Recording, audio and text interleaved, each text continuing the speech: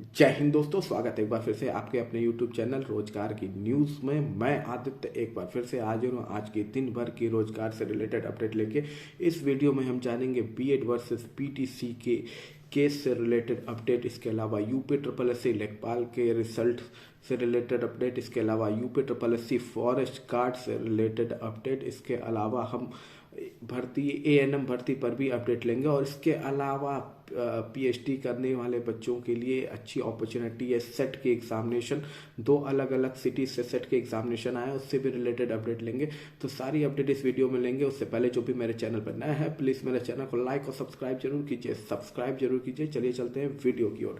तो आज यूपी में सुप्रीम कोर्ट में बीएड वर्सेस बीटीसी केस में जो अपडेट आ रही है उसमें आज बीएड के वकील पीएस पटिवालिया ने बहुत ही अच्छे तरीके से बीएड का डिफेंस किया है। उन्होंने काफ़ी एग्जाम्पल दिए थे। जैसे उन्होंने कहा कि पिछली बार जो भर्ती आई थी 68,500 के आसपास की जो भर्ती थी उसमें महज 41,000 बच्चे बीटीसी के क्वालिफाइड हो पाए थे एग्जामिनेशन में, बाकी सीटें खाली रह गई थी। इसलिए 69,000 जो भर्ती हुई थी उस भर्ती में उन्होंने बीएड को अलाउ किया। इसके अलावा उन्होंने ये भी बताया कि अलग अलग डिफरेंट राज्यों में भी सेम स्थिति है डिप्लोमा होल्डर के साथ, इसी वजह से बीएड को अलाउ किया गया है अलग अलग सत्र में। उन्होंने ये भी बताया कि केंद्रीय विद्यालय के बहुत ही अच्छे खासे ऑफिसर ने यह बताया था कि जो डिप्लोमा किए हुए हैं, जो डीलेट पास होते हैं, बीटीसी पास होते हैं, वो उनके टेट क्वालिफाई होने के जो परसेंटेज है वो मात्र 6% है, जबकि उन्हें जो टीचर्स चाहिए उनकी परसेंटेज ज़्यादा है, अतः बीएड को अलाउ करना चाहिए। तो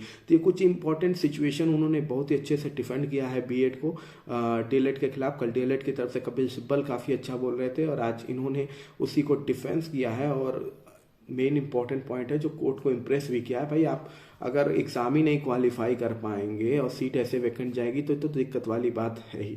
अब देखिए अगली कोर्ट की हेयरिंग कब आती है, जस्ट डेट पे डेट दिए जा रहा है और जब तक डेट पे डेट जाते रहेंगे तब तक इस वैकेंसियां लटकी रहेंगी और तब तक कोई एग्जामिनेशन कंडक्ट होने वाला नहीं है। अब चलिए चलते हैं दूसरी बड़ी अपडेट की ओर। तो दूसरी बड़ी अपडेट आ रही है यूपी ट्रिपल एस सी लेखपाल भर्ती से। भैया मतलब कितने खाली लोग बैठे हैं समझ के परे, यहाँ परेशान है आदमी।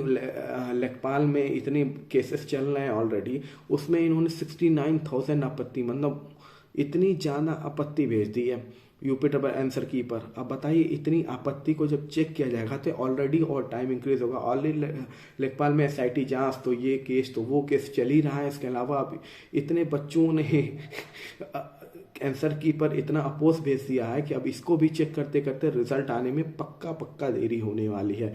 अब भाई वो जब तक 69,000 केसेस को देखेगा, गलतियों को जब तक मिलाएगा नहीं तब तक वो रिजल्ट जारी नहीं करेगा। तो आप लोग ऐसा करते क्यों हैं यार? जब आपको एक फैसिलिटी मिली हुई है तो उस फैसिलिटी का सही उपयोग करने के बजाय दुरुपयोग करना शुरू कर देते हैं। अब ये रख दिया गया कि अब से कोई भी आपत्ति करनी है तो 100 रुपये पे करना होगा। जो फ्री में था तो मतलब कि कुछ भी करते जाना है। ऑलरेडी भर्ती लटक रही है इतनी सारी भर्ती और उसमें आप लोग और उसे कॉम्प्लिकेटेड बनाए जा रहे हो। मतलब कुछ लोगों का मुझे समझ के परे क्या है।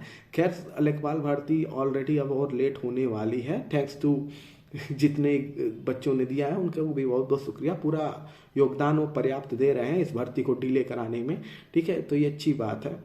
खैर अब 100 रुपये आपको पे करना होगा अगर आप अब से आप आपत्ति दर्ज कराएंगे। मतलब 69,000 आपत्ति, बाप रे बाप, समझ के परे है। खैर कोई बात नहीं, आई होप सो उसमें से मैक्सिमम आपत्ति सेम ही हो तो अच्छी बात है। फिर चलिए चलते हैं अगली अपडेट की ओर। तो अगली अपडेट आपकी UP triple S C forest guard 2018 के एग्जामिनेशन से, इसके भी रिलेटेड एक न्यूज़ आई हुई है।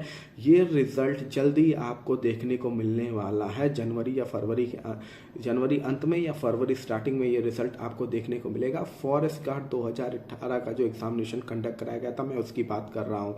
और इंटरेस्टिंग बात यह है कि पेपर में ये भी छपा हुआ है कि 15 दिन के अंदर इसका फिजिकल टेस्ट हो जाएगा। मतलब जब रिजल्ट निकल जाएगा उसके 15 दिन के टाइम दिया जाएगा कैंडिडेट को, तो उसके बाद फिजिकल टेस्ट हो जाएगा। तो जो बच्चे ऑलरेडी क्वालिफाइड लग रहे हैं, लग रहा है वो क्वालिफाइड हो जाएंगे, वो अपना फिजिकल टेस्ट प्रैक्टिस करना शुरू कर दीजिए, क्योंकि रिजल्ट निकलने के बाद आपके पास मुश्किल से 2 हफ्ते का ही समय है। तो अपने फिजिकल टेस्ट पे आप ध्यान देना शुरू कर दीजिए, क्योंकि जनवरी चल ही रहा है। हो सकता है जनवरी अंत में या फरवरी स्टार्टिंग में आपको UP triple S C forest guard 2018 का रिजल्ट देखने को मिले।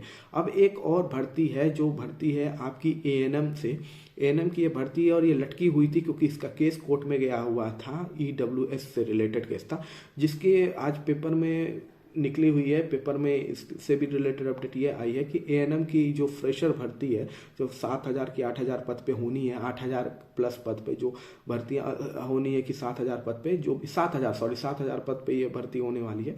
तो ये भर्ती की अपडेट ये आ रही है कि इनका रास्ता साफ हो गया है, जल्द से जल्द आपको देखने को मिल सकती है इसकी भी ज्वाइनिंग। ठीक है, आपको जल्दी से जल्दी इसकी ज्वाइनिंग मिल सकती है। बहुत ही वेट किया आप लोगों ने इस एग्ज़ाम के लिए, तो आपको इसमें ज्वाइनिंग जल्दी मिलेगी। फ्रेशर वालों के लिए ये न्यूज़ है, फ्रेशर वालों के लिए। दूसरी न्यूज़ है प्रोविजनल वालों के लिए, जो प्रोविजनल वाले हैं उनके लिए। तो उनमें काफ़ी लोग को दिक्कत है, अपने डीबी से रिलेटेड कुछ दिक्कत है। तो देखिए, आपके एक बार ऐसा नहीं है कि आप एक बार रिजेक्टेड हो गए हैं तो आपको हटा दिया जाएगा, वो आपको एक बार फिर से रीचेक करेंगे। देखिए, आपके केस में फर्क बस इतना है कि अगर आपने फर्जी सर्टिफिकेट नहीं लगाया है तो आपके चांसेस हैं कि आपके हो जाएंगे पक्का वाले। ठीक है, जो प्रोविजनल वाले हैं उनके लिए है ये कि आपके जो रिजेक्शन है तब तक नहीं होने वाले हैं अगर आपने कोई फर्जी सर्टिफिकेट नहीं लगाया। वो एक बार रिव्यू जरूर करेंगे।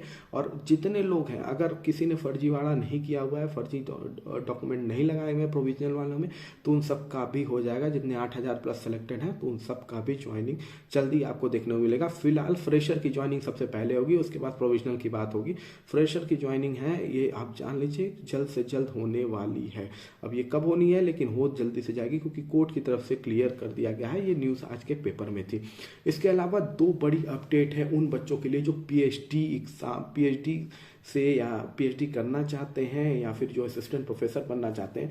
तो जैसा कि आप जानते हैं कि नेट का एग्जामिनेशन तो हर जगह होता है और सेट का एग्जामिनेशन कुछ जगह होता है। और आपको ये पता है कि पीएचडी असिस्टेंट प्रोफेसर में नेट सेट का एक स्कोर कार्ड होता है। अगर आप सेट है या नेट है तो आप डायरेक्ट एग्जामिनेशन दे सकते हैं बिना पीएचडी किए। तो आप के लिए एक खुशखबरी यह है कि 2 इंपॉर्टेंट स्टेट से सेट के एग्जामिनेशन देखने को मिल रहे हैं। पहला है राजस्थान और दूसरा है मध्य प्रदेश। तो जो बच्चे पीएचडी करना चाहते हैं या असिस्टेंट प्रोफेसर बनना चाहते हैं, जो उनके ड्रीम है, तो प्लीज़ आप लोग जाके राजस्थान की साइट पे और मध्य प्रदेश की साइट पे सेट डाल के, सेट राजस्थान और सेट मध्य प्रदेश डाल के चेक कीजिए और आप जाके उस एप्लीकेशन फॉर्म को भर लीजिए। ये बहुत अच्छी अपॉर्चुनिटी आपके पास आई हुई है क्योंकि इसका भी स्कोर कार्ड वैलिड होता है नेट की तरह से। ये अलग बात है, थोड़े से नंबर कम होता है। जैसे मान लीजिए आप नेट है तो आपको 10 नंबर होंगे, तो सेट हो तो आपको 7 नंबर होंगे। ठीक है, आप जेआरएफ हैं तो आपको थोड़े ज़्यादा नंबर होंगे और आप पीएचडी हैं तो आपको बहुत ज़्यादा नंबर होंगे। तो ये अलग बात है, लेकिन सेट से आप वो फॉर्म भर सकते हैं जो आयोग की तरफ से जारी किया जाता है, जो यूपीपीएससी असिस्टेंट प्रोफेसर की तरफ से। अगर आपने किसी भी स्टेट का सेट क्वालिफाई किया है तो आप ये फॉर्म जरूर भर सकते हैं। तो बाकी किसी भी नई अपडेट के लिए मेरे चैनल को प्लीज़ और लाइक और सब्सक्राइब कर दीजिए। आप पूरा वीडियो सुनने के लिए धन्यवाद। अगली बार फिर मिलते हैं नए न्यूज़ के साथ। जय हिंद, जय भारत।